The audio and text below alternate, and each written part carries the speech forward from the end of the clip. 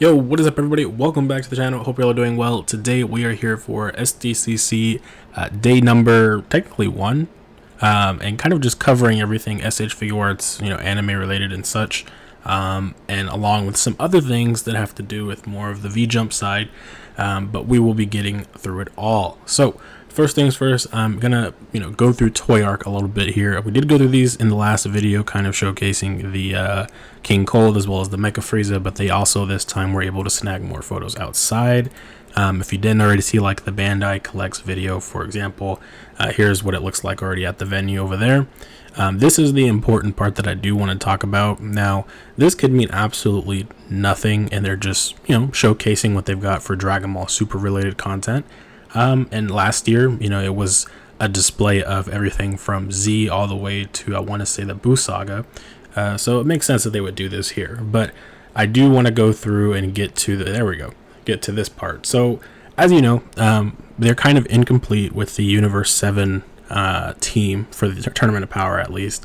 And, we've seen that they've had that Roshi there promoed, a few times in I don't know specifically which events, but in a couple of events, I would assume, because we've seen previous pictures of him next to like Jocko and some other figures. So the question being is, would they actually potentially release him? Keep in mind, we're just now getting that Android Saga Yamcha, as well as Dr. Gero, and that took a while to come out, and even after seeing it at Tamashii Nations Tokyo last, I want to say November, it still took them a long time to kind of announce it, despite not changing much about it. So could that be the same situation for Roshi? Absolutely. So I'm not really holding my breath for a new one, but it's always a possibility that they randomly dip back into the Dragon Ball Super line. Given the fact that they're also doing that UI Goku that we'll get into a little bit later, it's very possible that they decide to take on a route of adapting some of the manga styles for some of the super content that we've already covered in the anime. Who knows? It's a lot of new ground that they can cover, and I guess we'll just have to see how it plays out in the future. But yeah, so that's pretty much it that I wanted to talk about in regards to that. I think there was a couple of pictures. Oh, there's some clearer pictures. It doesn't even look like he has a toe swivel either, or toe hinge, I should say. So I'm not really sure. I'd like to see some upgrades, but we'll see. And a lot of people say that they would like to see him come with option parts for making him max power Roshi, which would be cool, because I can't really see them needing to add anything else except expressions and hands for him. And I mean, if they did just do that, he should be a pretty cheap release, being honest with you. But again, we will see. So moving on, they did give us a little bit of a better look at, where's the boy Beast Gohan? Oop, they're fighting. There's Orange Piccolo, who still is being posed in these basic poses, man. And I can't get on him because there's every event that they do that. But yeah, there's Beast Gohan, of course. They don't have him all the way posed. He can hit that special beam cannon pose. They just don't do it all the time when they have him on display. But he does look really good in natural lighting. I am really curious to see how well his full body moves once we have him in hand. If you did order him from a JP retailer, he should be shipping out sometime next week or within the next few days. So be on the lookout for that.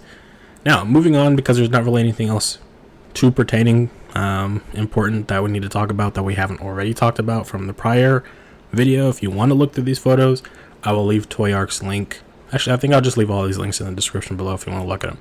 Anyways, moving on, the more important thing, we knew that Satoru Gojo and Suguru Geto would be coming from the current season of Jujutsu Kaisen.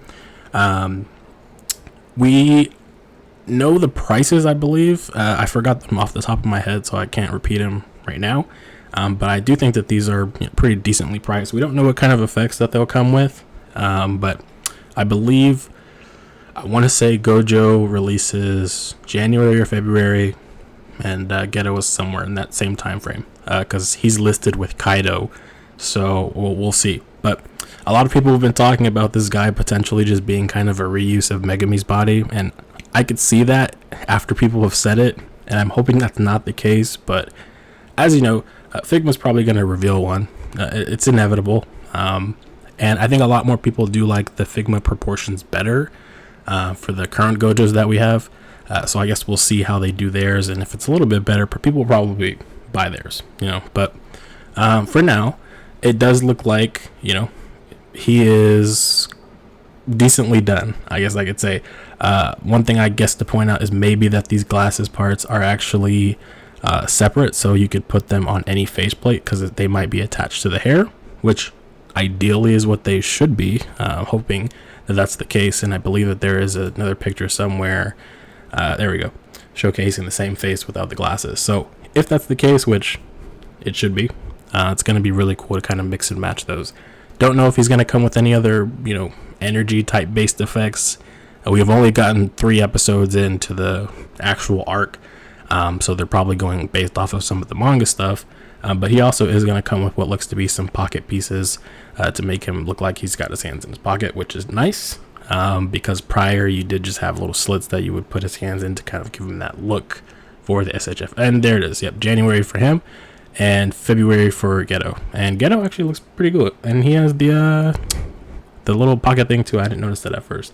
So we don't know anything else. More details will come. We're still waiting for Toto details as well. I assume he's going to get pre-order announced any day now because he does release in December according to Tamashii Nation's website. So we will see. And yeah, details announced at a later date. And that's pretty much it for these guys. So moving on, there's just full pictures. Moving on, here is the Goku manga style, or manga inspired, by the Toyark art for UI Goku. Now, this one was a interesting one. So this guy, he appeared in the V-Jump. They're right here. He appeared in the V-Jump first, so we were kind of shaky on if he was going to be like an exclusive as well as the, Super Saiyan Blue Kaioken Goku, but more and more stuff started leading up to that potentially not being true. And we finally got the confirmation at this point because earlier today, before all this information dropped, it was like way earlier in the morning, they dropped this banner on their website for Tamashii Nations. And they had the logo appear, which is usually on web exclusives, which in turn made more people believe that he would be available, in the US and stuff like that via Premium Bandai, which he will be. So he is going to be releasing February 2024, which is also really nice if you want to pair him with, I think, Kurama Chakra Mode Naruto on Premium Bandai for free shipping. You can definitely save some money there. He's going to be 8,000 yen. I think that's like in the $60 range or something like that. So keep that in mind. It also is going to come with a unique little booklet called Dragon Ball SH Figupedia, which basically has everything up until April 2024 for every Dragon Ball SH Figuarts, I believe, which is kind of cool, but it will be outdated pretty fast. So I guess we'll have to see what really is necessary in there or cool to read about that isn't already public information, I guess. But it definitely could be cool for newer collectors, at least, just kind of get informed about the stuff. And as for, let's see, where is it at? Yep, there's the price and everything, and that's kind of the V-Jump issue. I will make another video talking about the Goku, the Super Saiyan Blue Kaioken Goku, because that one, it has nothing to do with SDCC at all, but I'm sure people are still curious on how to get it, even though you probably won't be able to get it for the most part because it's a JP thing. And you also do have to buy the magazine. But I will go over those details in another video, so stay tuned. The last SH Figuarts related thing would be this. Now, I believe we should be hopefully seeing more details on this Billabille World event eventually. We knew about the announcement for Fog Hill of the Five Elements a while ago, but I didn't know when the event started, actually. So for it to start the same time that SDCC is kind of wild to me. But yeah, we'll get our first preview of their SH Figuarts figure for this line, at least, hopefully soon. Surprised that hasn't happened already because it says day one start. So maybe they're still setting up stuff there and it's not actually live. I'm not sure yet. I guess we'll find out. But if anybody does see pictures floating around, don't be afraid to tag me because I do want to see it up close.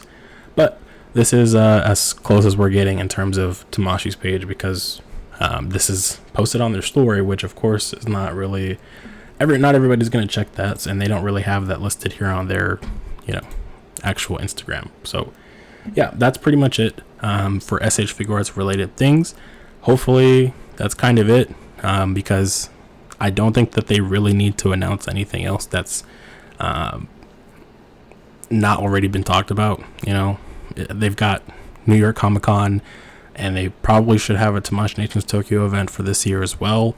And they're also going to have these two showcased in Akihabara in Japan, in one of their upcoming events that's kind of like a history of SH Figuarts or something like that. So yeah, that's pretty much it. Any other announcements I'm expecting to be pre-order announcements, just because there's been so much already revealed at this point, like Yamato, Kaido, Young Geto and Gojo, Toto, and maybe a couple of other things that haven't gone on for pre-order yet that are relatively releasing within 4 to 5 to 6 month range. So yeah, with that being said, I'm going to end it here so I can go record another video. Stay tuned. It's going to be talking about the Super Saiyan Blue Kaioken Goku, just to hopefully get people a little bit more informed about that. And if you do happen to be able to find a way to buy that V-Jump issue in the US and somehow get the figure sent to you, I mean, definitely don't be afraid to share that information, because it's on a system of you buying the magazine. So if you buy the magazine, you kind of guarantee your spot into an application. Anyways, with that being said, like I said, for the third time in a weird way, I will catch you guys later. Peace.